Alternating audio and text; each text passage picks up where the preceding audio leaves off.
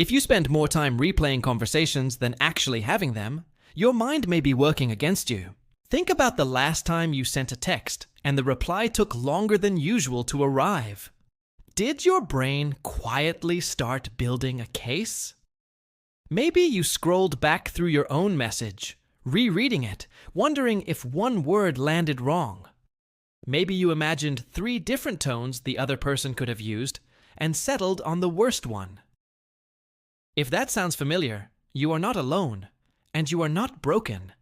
You are simply witnessing your brain doing something it was never designed to do so often, running social simulations on a loop long after the actual conversation has ended. This video is about 7 subtle signs that you might be overthinking conversations without even realizing it. Not the obvious kind of overthinking, where you know you're spiraling. We're talking about the quiet kind. The kind that feels like being thoughtful, or careful, or considerate, but is actually your mind working overtime, long after the moment has passed. Here's what makes this tricky. Overthinking conversations doesn't usually feel like a problem while it's happening. It feels like diligence. It feels like you're simply making sure you didn't mess up, or that you understood the other person correctly. But there's a difference between reflecting on a conversation and getting stuck replaying it. Reflection has an endpoint. Overthinking doesn't.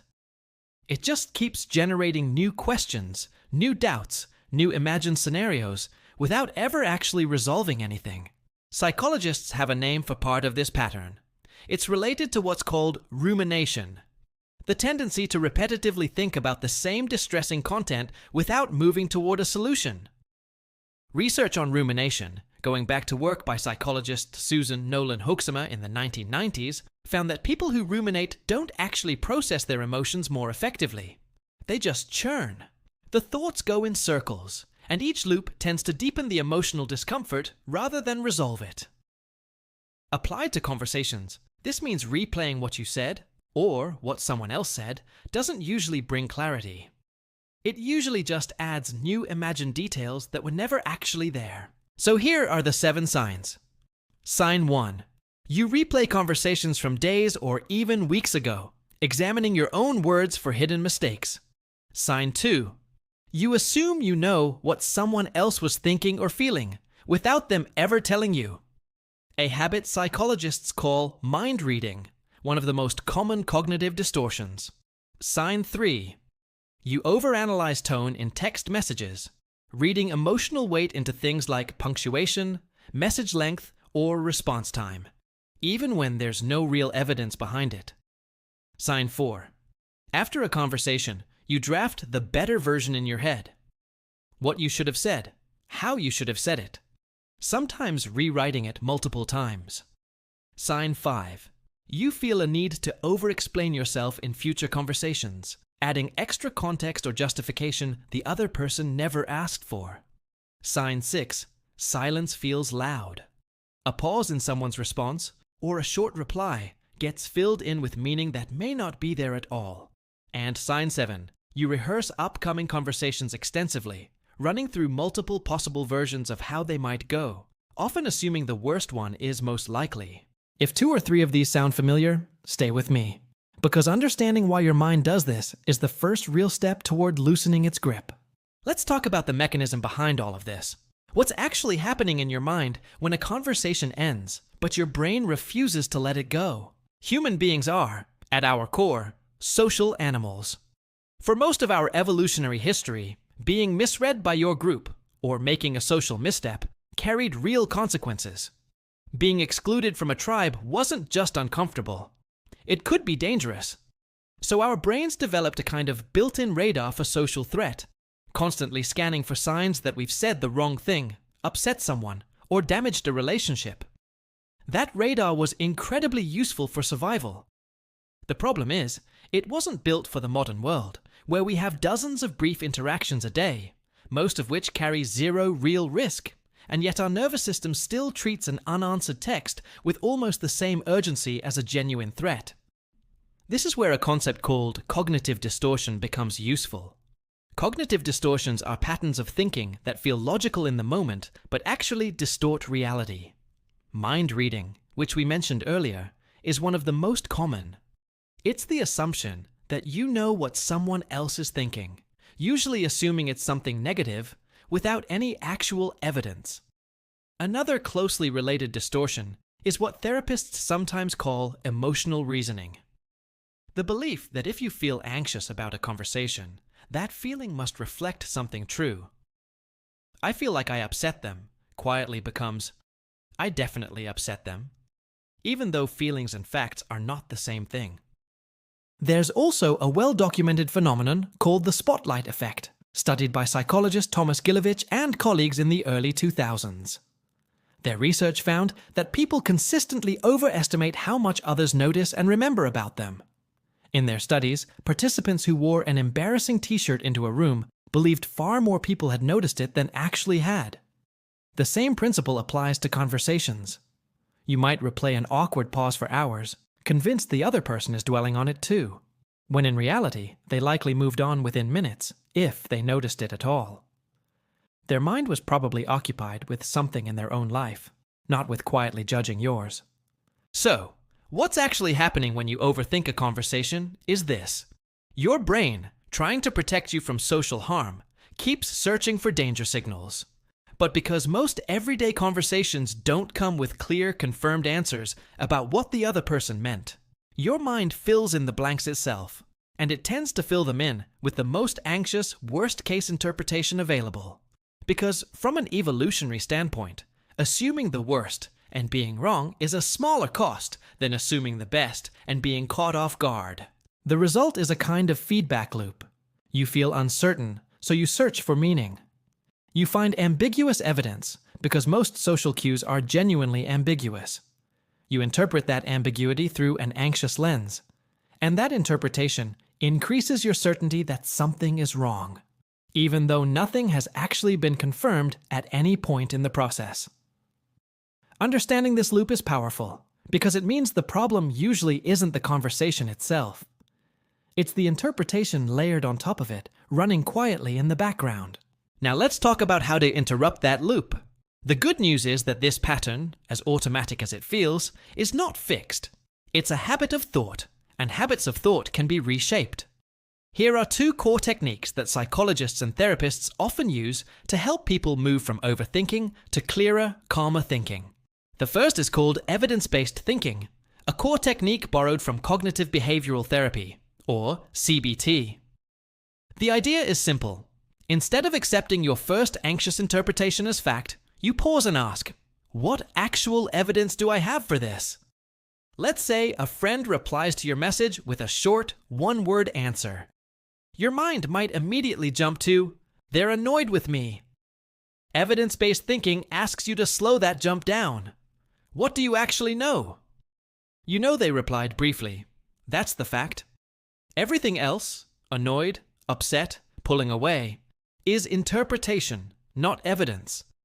Then you widen the lens. Is there another explanation that fits the same evidence just as well? Maybe they're driving. Maybe they're in a meeting. Maybe they're just not a big texter. When you lay out multiple explanations side by side, the anxious one usually stops looking like the obvious one. It becomes just one possibility among several, which is often enough to loosen its grip. The second technique is shifting from assumption to curiosity. This is a subtle but powerful reframe. Overthinking often operates like a closed case. You've already decided what happened, and now you're just gathering supporting evidence. Curiosity reopens the case. Instead of silently concluding, they're upset with me, you get curious. I wonder what's going on for them today. Instead of rehearsing what you should have said differently, you ask, I wonder how that actually landed. This shift matters because assumption tends to end in certainty, while curiosity tends to end in a question. And questions, unlike assumptions, can actually be checked. Sometimes that checking happens by simply asking the person directly. A gentle, low-stakes way to do this is something like, hey, just checking. Did that come across okay?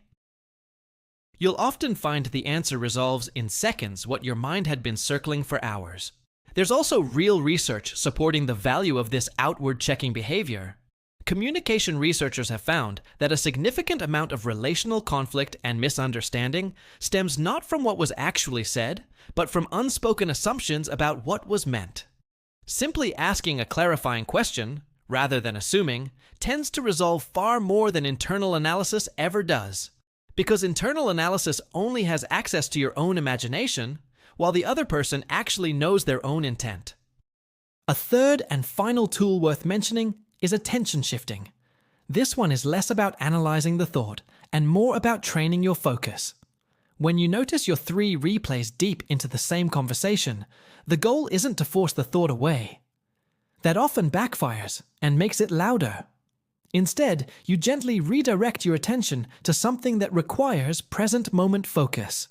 The physical sensation of your hands, the sounds in the room around you, a task in front of you that needs your attention right now. This works because rumination thrives in mental idle time. It needs space to spin. Giving your attention a concrete, present-focused anchor interrupts that spin, not by fighting the thought, but by simply not feeding it. Let's bring this together. Overthinking conversations often doesn't look like anxiety on the surface. It looks like care. It looks like being a considerate communicator, someone who takes relationships seriously. And in some ways, it comes from a good place. You likely overthink because you value the people you're talking to, and you don't want to get things wrong. But there's a meaningful difference between caring about a conversation and being held hostage by it. The 7 signs we covered: replaying old exchanges, mind reading, over-analyzing tone, mentally rewriting what you said, over-explaining, reading meaning into silence, and rehearsing future conversations, aren't character flaws. They're signs of a brain doing its ancient job of scanning for social risk, just a little too often, in a world that rarely calls for it anymore.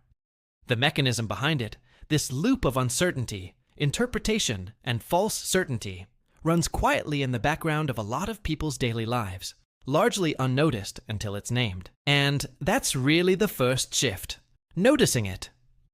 The next time you catch yourself 3 replays into the same 5-minute conversation, you now have language for what's happening.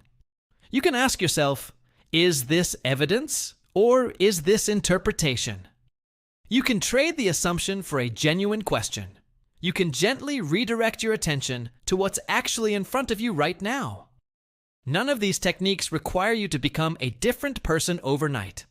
They simply require a small pause, repeated consistently until the pause becomes the new habit instead of the spiral. It's worth remembering that most of the people you talk to are not analyzing you nearly as closely as you're analyzing yourself. They're managing their own inner narrator, their own version of this exact loop, often about something that has nothing to do with you at all. Conversations are rarely as fragile as an overthinking mind makes them feel. Most of the time, the people around you are far more forgiving and far less observant of your every word than your anxious brain assumes. If this video helped you recognize a pattern you didn't have words for before, that recognition is genuinely the hardest part. The techniques get easier with practice. The noticing is what starts the change. If you found this useful, consider subscribing to the channel. We put out videos like this regularly, breaking down the quiet, psychological patterns that shape our relationships, our thoughts, and our everyday interactions. Always grounded in real research, always explained in plain language, without the jargon. Subscribing helps you catch the next one when it comes out, and it helps this channel keep making them. Thank you for watching, and I'll see you in the next one.